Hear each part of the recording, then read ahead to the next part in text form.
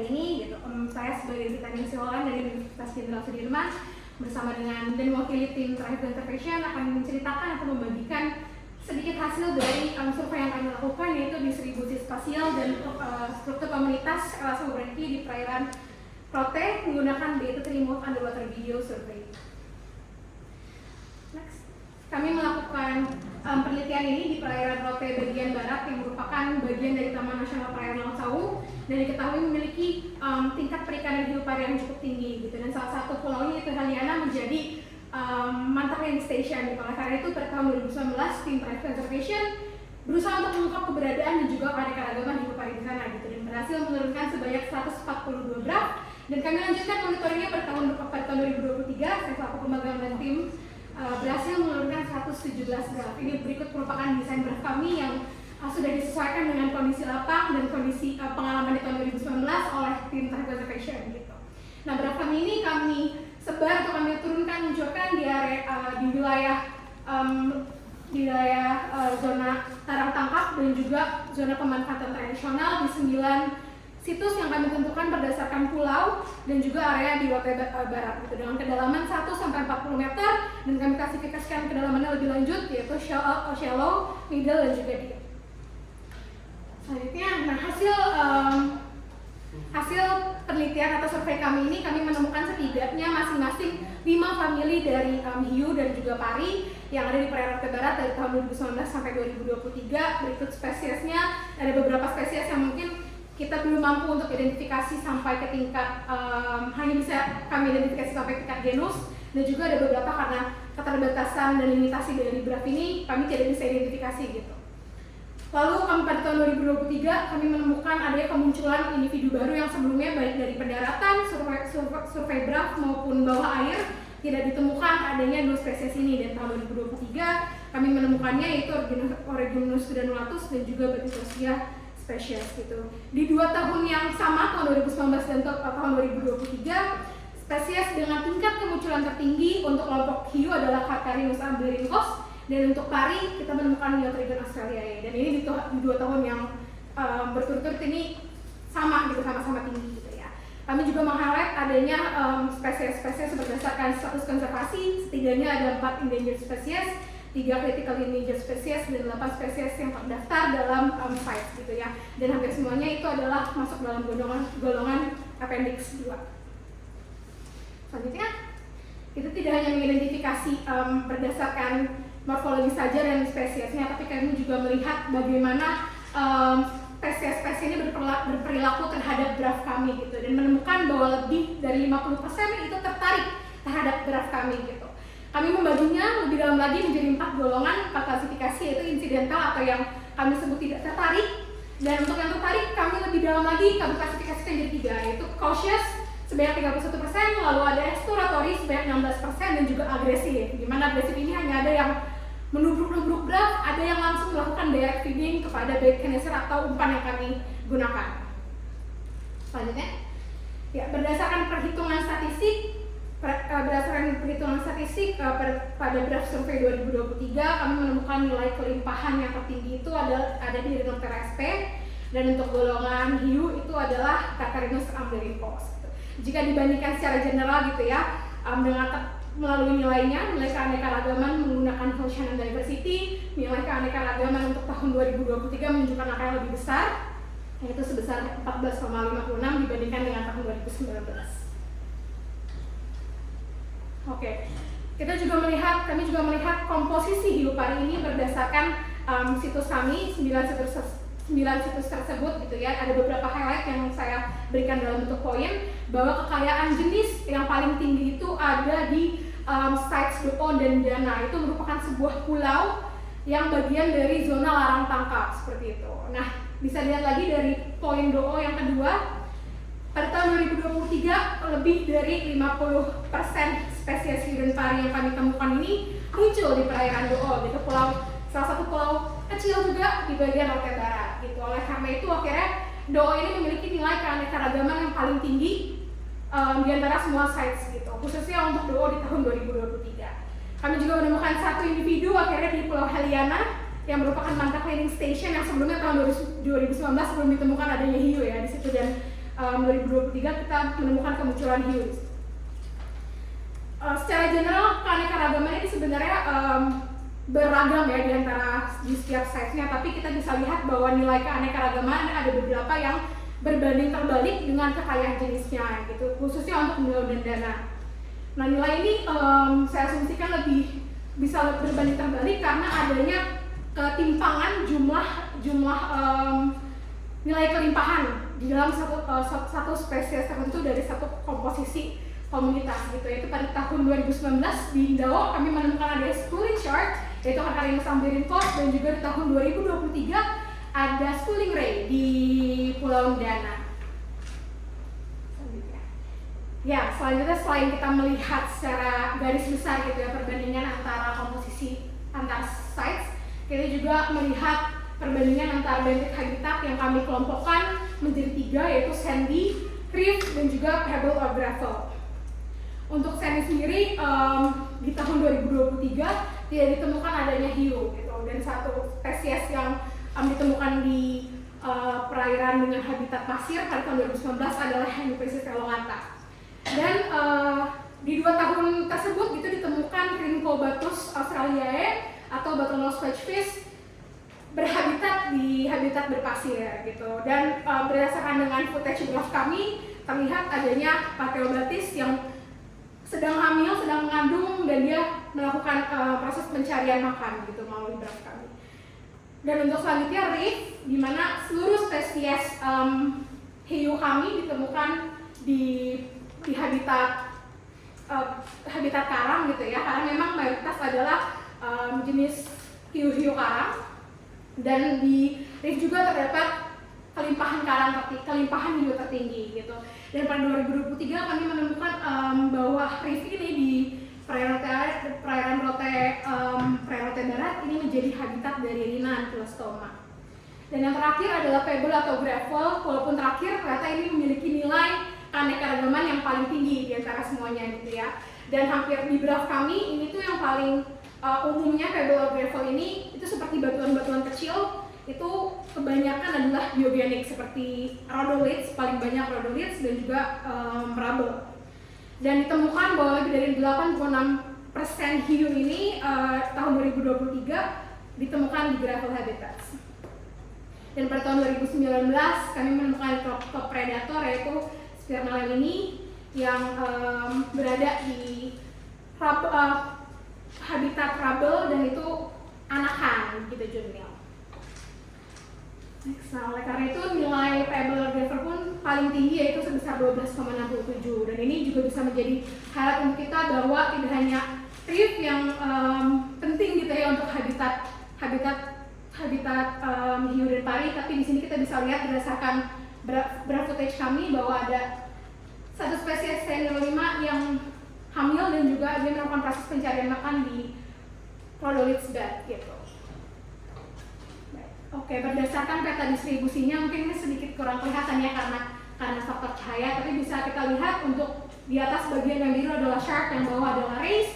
Untuk yang biru, shark terdistribusi di berbagai sites dan juga zona, tapi bisa kita lihat bahwa di Pulau Ndau, pulau paling ujung barat, itu memiliki nilai kelimpahan yang lebih tinggi dibandingkan dengan beberapa site lainnya.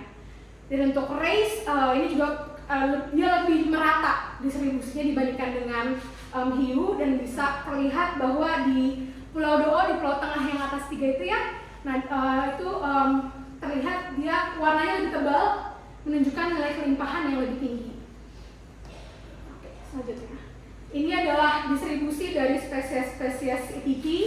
Untuk yang bisa saya highlight adalah Carcharodonus amblyrhynchos yang berwarna oranye, itu terdistribusi di seluruh sites dan juga zona IPA. Dan kita bisa lihat Dao di paling ujung barat itu memiliki spesies ETP tertinggi, jumlah spesies ETP tertinggi.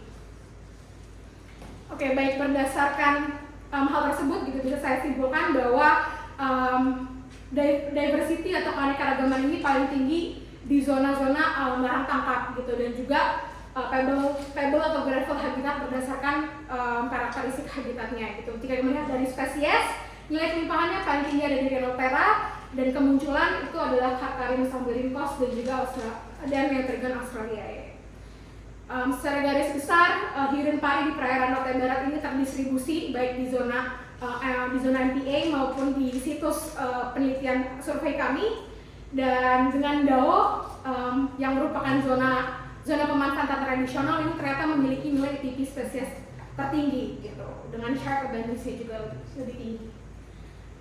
Mungkin dari survei BRAF kami yang sedikit banyak limitasinya ini, kami sedikit memberikan rekomendasi untuk kedepannya melakukan standarisasi terhadap jumlah deployment pada setiap area gitu berdasarkan luasan area, dan bisa mengkolek atau mengumpulkan data oceanografi gitu untuk mendukung data kelimpahan dan distribusi gitu, supaya bisa diketahui parameter atau fluktuasi lingkungan yang mempengaruhi bagaimana hewan-hewan tersebut terdistribusi dan banyak tersebar di satu perairan gitu.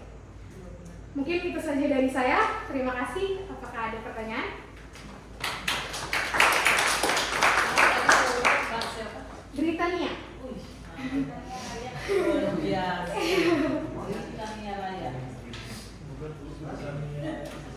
Baik, terima kasih Pak. Ada pertanyaan?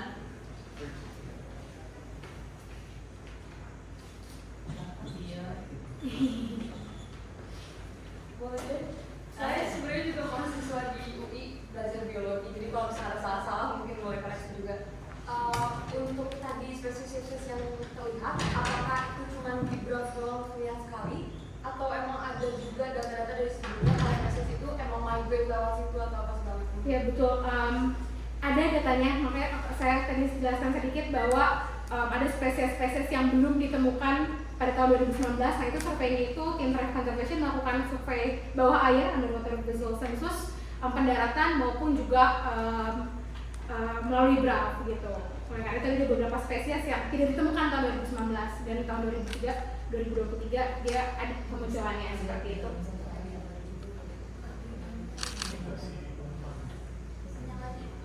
Iya. Ada lagi sebelum nah ya silakan. Saya baik hati dari Konaklor. Penasaran aja mau nanya. Untuk umpannya itu apa ya? Dan apakah itu akan ada cenderung menarik beberapa spesies tertentu atau gimana? Oke. Untuk spesies ini dari berbagai macam penelitian BRAF ini kadang tergantung targeted spesies mereka gitu ya. Untuk penelitian kami sendiri gitu ya, survei kami lakukannya karena kami mentargetkan elasmobranch. Jadi kami menggunakan ikan tongkol atau Eothenis affinis gitu. Kenapa? Karena ikan ini ikan kelompok makarel ya, diketahui punya kandungan oil yang lebih banyak, sehingga pada saat dia direndam di dalam air dengan waktu yang lama, dia akan lebih bau ya dan lebih tahan lama gitu, sehingga dia possibility untuk menarik predator lebih tinggi gitu. Bahkan tadi kan beberapa spesies makanya ada yang lebih tertarik gitu. Ada beberapa penelitian yang mencampur umpan mereka gitu dengan spesies lain, ataupun seperti mencampur dengan gurita, mencampur dengan itu trial and error gitu ya di setiap penelitian BRAF seperti itu. Ada kecenderungan itu bisa mengakibatkan spesies tertentu nggak tertarik? Kecenderungan tidak tertarik kami tidak bisa menyebutnya ya, karena kan kami hanya bisa melihat dari bagaimana dari mereka bergerak terhadap BRAF kami gitu kan. Kalau memang tidak tertarik berarti kemungkinan besar mereka tidak akan mendekat di area kamera kami seperti itu gitu. Makanya ada beberapa juga yang kami bisa identifikasi dari arah pergerakannya, dari cara bergeraknya ini memang dia hanya insidental kami sebutnya gitu, atau mungkin dari jaraknya gitu ya. Tapi memang sampai sekarang belum ada penelitian yang berhasil bisa menghitung ya seberapa besar efek dari umpan ini, berapa besar jaraknya, itu masih menjadi PR sama gitu untuk para peneliti. Dari berarti itu tergantung umpannya juga kan? Betul, iya. Kalau yang suka itu ya datang itu. Betul. Ada apa? Tadi yang ke tangan ya? Mau bertanya? Mas Kris nggak? Nggak ya? Ada lagi Bapak Ibu? Oh iya, Saya mau ini pertama-tama ini saya karena beritanya itu semangat ya, oh, iya. saya nggak Akhirnya mohon maaf Bu, bersemangat. Ya. membandingkan tiga habitat ya. Mm-mm. Itu tuh dibandingkannya dalam waktu yang sama atau gimana sih sampai maksudnya apakah ada kecenderungan karena perbedaan habitat terus waktunya berbeda kan siapa tahu dia geraknya juga misalnya spesies yang ketemunya juga beda sama ini nanti cek ya yang Rhinchodontyphus kayak kamu salah spesies Salah typing. harusnya Glaucostaphyus kayak gitu. Oh, Enggak Rhinchodontyphus ada. dia ngomong di belakang. Serius. Rhinchodontyphus ada. iya. Accidental.